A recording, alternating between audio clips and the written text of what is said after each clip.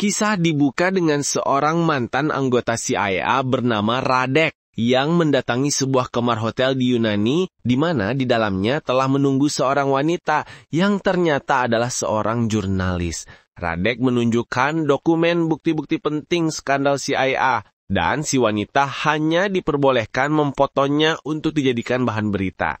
Akan tetapi tiba-tiba si jurnalis melihat gelagat aneh Radek memegang pistol dan tiba-tiba dar! Berita pembunuhan jurnalis Jerman Greta Becker ini adalah pembunuhan ketiga yang menimpa para jurnalis di Yunani yang langsung menyulut demo di Yunani dengan dugaan dalang pembunuhan adalah anggota CIA. Sparking protests across Europe. Wakil Menteri Luar Negeri Yunani, Kostas Leontoris, juga ikut mengecam aksi CIA tersebut. Foreign Affairs, Kostas Leontoris. Sementara itu, di kantor pusat CIA Amerika, seorang agen junior yang cerdas bernama Kate ditugaskan untuk menyelidiki pembunuhan tersebut. Karena di hotel tempat TKP tidak ada CCTV, Kate memeriksa CCTV di stasiun kereta. Dan tiba-tiba, setelah menzoom gambar CCTV, Kate melihat penampakan Radek. Kate segera melapor pada bosnya. Radek seharusnya sudah tewas 18 bulan lalu, tapi mayatnya memang tidak pernah ditemukan. Radek adalah agen rahasia CIA yang membelot, yang awalnya bekerja sebagai perantara antara mafia Rusia dan Yunani. Died 18 months ago. Sementara itu, di Philadelphia, seorang mantan agen CIA bernama Val memilih hidup tenang sebagai seorang tukang batu profesional. Namun tiba-tiba, Kate dan bosnya muncul menemuinya. Ketenangan hidupnya tiba-tiba saja terusik saat si bos Kate yang bernama O'Malley memanggilnya kembali untuk menjalankan sebuah misi berbahaya. Val diminta kembali oleh CIA untuk menangkap Viktor Radek, mantan rekannya yang kini menjadi pemeras dengan memfitnah CIA dan membunuh para jurnalis. We think it's Viktor Radek. Untuk melacak dan menghentikan Radek, Val dipaksa bekerja sama dengan agen junior Kate. Awalnya Val sempat menolak karena ia sudah pensiun dan tahu kalau Radek adalah mantan agen yang berbahaya. Tapi O'Malley memaksanya karena hanya Val yang tahu jaringan Radek dan kebiasaannya. Dulu, hubungan Val dan Radek amat sangat dekat. Singkat cerita, ketika Val sedang mengecek pekerjaan temboknya di atap sebuah gedung, tiba-tiba Val diserang oleh dua orang pemburu suruhan Radek.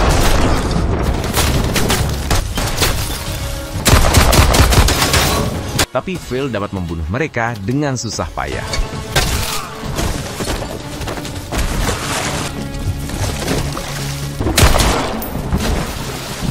Kunjungan dari teman lamanya semalam itu membuat Val berubah pikiran. Mereka akhirnya berangkat menuju Yunani menggunakan pesawat kargo. Di sepanjang perjalanan dalam pesawat, si Val kerjaannya malah molor aja. Sedangkan Kate bekerja menggali informasi tentang Radek. Dan Val, Kate mendapat info kalau keluarga Radek dibunuh oleh mafia Rusia. Time to wake up. Sampai di Yunani, Val mengunjungi teman lamanya di militer bernama Patricio. Patricio yang akan memfasilitasi kebutuhan mereka selama di Yunani. Terjadi pertentangan antara cara Kay melakukan penyelidikan dan cara Val menemukan Radek. Val mengatakan kalau ini operasi tidak resmi atau ilegal, jadi semua harus mengikuti caranya. Sama Patricio, mereka disuruh menyamar jadi pasangan suami istri. Very romantic. Mereka juga disediain sebuah mobil Mercy, men. Mantap!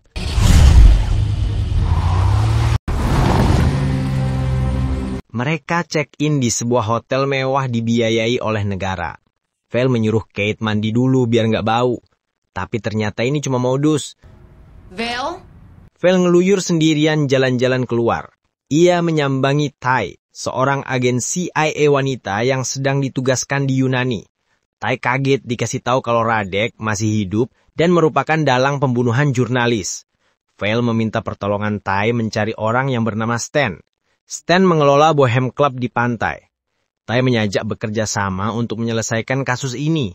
Tapi Vale lebih suka bekerja sendiri. Vale mendatangi Stan untuk mencari Radek. Stan adalah mantan preman yang sekarang belaga jadi bos, dikelilingi banyak pengawal. Stan berkata kalau Radek sudah mati. Karena Stan tidak mau memberitahu di mana Radek, Vale memancing keributan dengan mengajak anak buah Stan adu jotos.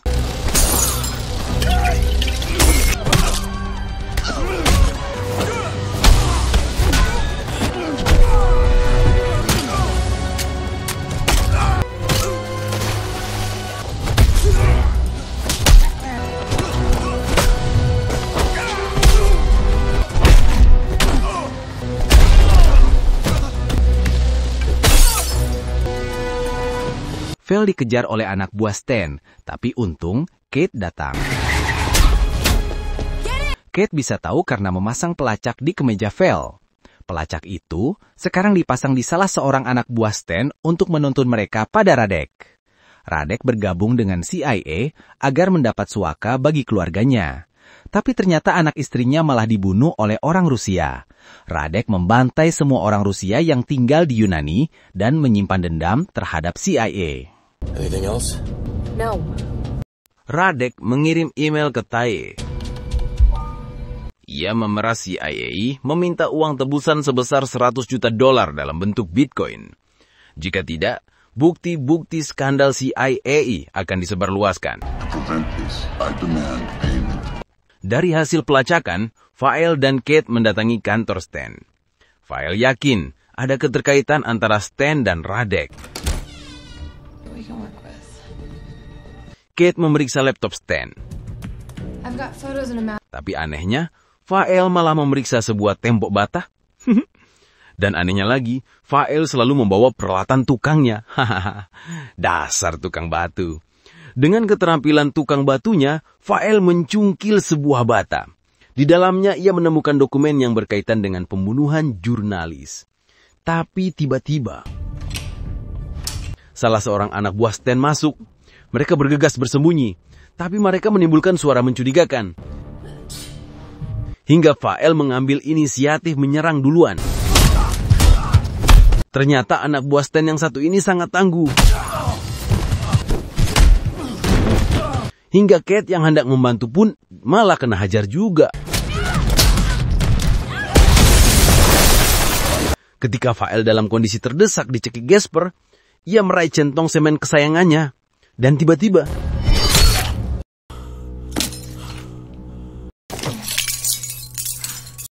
Kate merasa shock. Karena baru pertama mengalami perkelahian brutal yang nyata seperti itu. Kate khawatir Vale bisa saja terbunuh. Tapi, buat Vale itu bukan pengalaman pertamanya. Vale mendapat info dari Patricio mengenai jurnalis target Radek berikutnya, yaitu Alekos Melas. Alekos Melas tampak sedang ngopi-ngopi di Emporio Platz. Phil, Kate, dan Patricio mengawasinya dan berencana akan langsung menangkap Radek ketika ia melangsungkan aksinya. Tapi, Radek tidak kelihatan batang hidungnya. Tiba-tiba Radek menelpon Phil. Phil berusaha mencari keberadaan Radek dan mengikuti seseorang yang mirip Radek, yang ternyata hanyalah pancingan agar Phil menjauh dari Melas. Sehingga dengan mudah Radek membunuh Melas. Phil menembak motor Radek, tapi ia berhasil kabur. Kate menyalahkan Phil melanggar protokol yang menyebabkan Melas ditembak. Radek meninggalkan foto dubes Kuba untuk PBB di lokasi kejadian, yang artinya Radek memiliki daftar target yang masih aktif. Phil curiga Radek dibantu oleh ordal CIA. Phil mencium ada pengkhianat di dalam tubuh CIA, tapi siapa ya? Yes, sir. Phil mendatangi tempat tinggal Tai. Ternyata si Phil dan Tai ini pernah saling suka. Dan kayaknya masih sama-sama suka. Tapi entah kenapa, seperti ada sesuatu yang menyebabkan mereka nggak jadian. Tai menyuruh Vel pulang dan biarkan Tai yang membereskan semua kasus di Yunani ini. Tapi Vel merasa bertanggung jawab karena Radek dulu adalah temannya. Vel merasa telah gagal menyelamatkan keluarganya, sehingga sekarang ia ingin menyelamatkan Radek. Vel kembali ke hotel, di mana Kate sudah menantinya. Tapi tiba-tiba, Kate menodongkan pistolnya ke arah Vel. Vel menemukan Vel memiliki 2 ponsel. Kate mengejek panggilan masuk di salah satu ponsel dari Radek. Kate menuduh Vel bekerja sama dengan Radek. Tapi tiba-tiba, Vel merebut pistol Kate dan menodongkannya. Tapi Vel mengembalikan pistol itu untuk membuktikan kalau ia bukan musuh Kate. Vel mengaku kalau ia melakukan kontak dengan Radek, tapi bukan berarti bekerja sama. Vel mengajak Kate ke tempat Patricio, tapi Patricio tak menjawab panggilan telepon. Vel yang curiga menyiapkan pistolnya dan memeriksa masuk ke dalam bengkelnya Patricio. Tiba-tiba, Patricio ditemukan telah tewas dengan kondisi mengenaskan. Badannya dipasangin tas berisi bom, hampir saja mereka terjebak. Vel menurunkan tubuh Patricio, tapi tiba-tiba Stan dan gerombolannya yang bersenjata datang. Baku tembak yang tidak seimbang pun terjadi.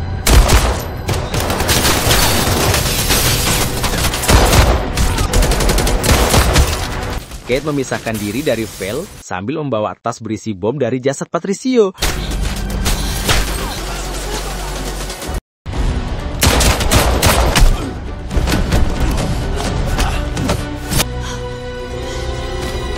Vel berusaha mencari Kate, tapi ia hanya menemukan tas berisi bom. Dan tiba-tiba badannya telah dibidik sniper. Kate ditampap juga lagi. Vel dipaksa untuk menyerah. Vel mau menyerah asal Kate dibebaskan. Vel menyuruh Kate pergi dengan mobilnya. Please. Tapi ternyata Vel menyembunyikan tas berisi bom di jaketnya, lalu melemparkannya ke arah Stan dan gerombolannya. Kate yang menunggu dengan cemas di dalam mobil mengira Vel sudah mati. Tapi tiba-tiba, Vel muncul dan Kate merasa lega Vel masih hidup. Dengan kematian Patricio, Vel menyadari kalau ia tidak mungkin menyadarkan Radek. I'm sorry. Kate mendapat info dari O'Malley kalau CIA setuju membayar Radek $100 juta. O'Malley langsung berangkat ke Yunani. Kate dan Vel menemui O'Malley. Di sana ternyata juga ada Taye. O'Malley berkata kalau Radek ingin Kate yang mengantarkan flashdisk dan melakukan transfer uang ke Radek. Vel merasa keberatan karena ia yang seharusnya bertanggung jawab menangkap Radek. Tapi O'Malley berkata kalau Vel sudah cukup membuat kekacauan di kota ini. Vel disuruh pergi dan jangan ikut campur lagi. Kate mengikuti petunjuk yang diarahkan oleh Radek. Ia diarahkan masuk ke sebuah bangunan. Tapi tiba-tiba, Vel muncul. Kate yang sekarang sudah percaya dengan kemampuan Vel, memberi jalan untuk Vel. Vel diarahkan ke sebuah gudang bawah tanah.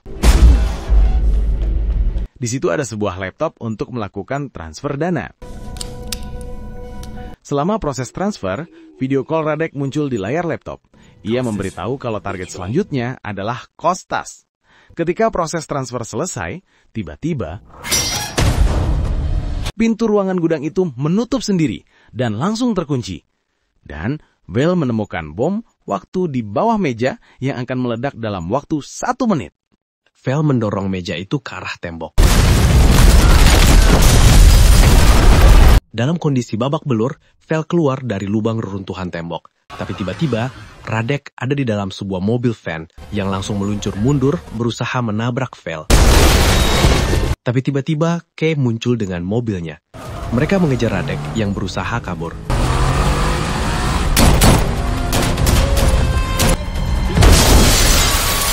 Hingga di suatu tikungan, Vel berhasil menggulingkan mobil Radek. Tapi ketika Vel turun memeriksa mobil van itu, ternyata Zong, Radek, sudah kabur. Vel langsung menuju tempat Cortaz sedang mengadakan pidato di depan para demonstran. Dan benar saja, Radek sudah ada di situ berpura-pura menjadi jurnalis yang sedang meliput pidato dari atas sebuah panggung. Padahal sebenarnya, Radek sedang membidik Cortaz dengan senapannya. Vel mengambil sebuah palu dan memukul besi tiang panggung, menyebabkan goncangan hingga tembakan Radek meleset. Dan tiba-tiba, panggung roboh, dan Radek terjatuh hingga terluka. Ia tidak menyerah dan masih mencoba menggapai senjatanya, tapi Vel menembaknya. Polisi Yunani yang tidak mengenalnya juga menembak Vel. Ketika sadar, Vel sudah berada di pembaringan rumah sakit bersama Kate dan O'Malley. Kate menemukan laptop Radek di mobil, tapi dompet Bitcoin-nya tidak ada. O'Malley sangat puas dengan tewasnya Radek hingga tidak mempermasalahkan uang Bitcoin yang hilang. Sepeninggal O'Malley, Kate dan Vel masih penasaran siapa yang telah mengambil uang Bitcoin tersebut. Kate curiga sama O'Malley. Tapi, kata Vel, udah biarin aja, kita nggak usah turut tempur. So long, bricklayer. Singkat cerita, Tai bersiap-siap membawa koper seperti hendak pergi jauh. Tapi tiba-tiba, Vel sudah ada di dalam rumahnya. Tai kaget mengira Vel masih di rumah sakit. Ternyata Tai mengaku mau healing-healing ke Maldives. Vel secara tak sengaja melihat sebuah album piringan hitam band kesukaan Radek. Dan tiba-tiba saja Tai mengajak Vel untuk ikut pergi bersamanya. Tapi Vel menolak karena sudah tahu rencana Tai.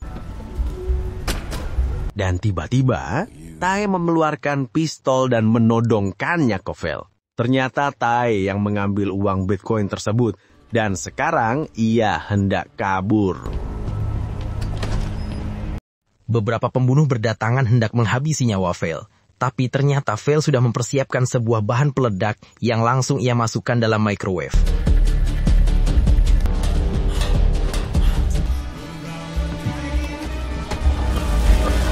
Vel yang ngumpet di balkon luar jendela terjatuh akibat hempasan ledakan yang luar biasa.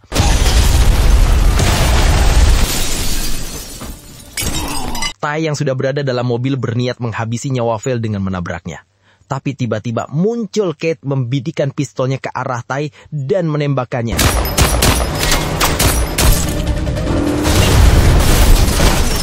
Vel shock tidak percaya wanita yang selama ini ia cintai adalah seorang pengkhianat di tubuh CIA dan harus meregang nyawa seperti ini. Sekali lagi, Agent Junior Kate menolong Agent Senior Vel. Atas kesuksesan Kate mengungkap kasus pembunuhan jurnalis ini, O'Malley menaikkan jabatan Kate. Tapi di luar dugaan, Kate menolaknya. Ia malah mengundurkan diri dari agen CIA. Sementara itu, Vel tetap menekuni profesinya sebagai tukang batu profesional. Dan kisah pun berakhir di sini. Semoga terhibur ya.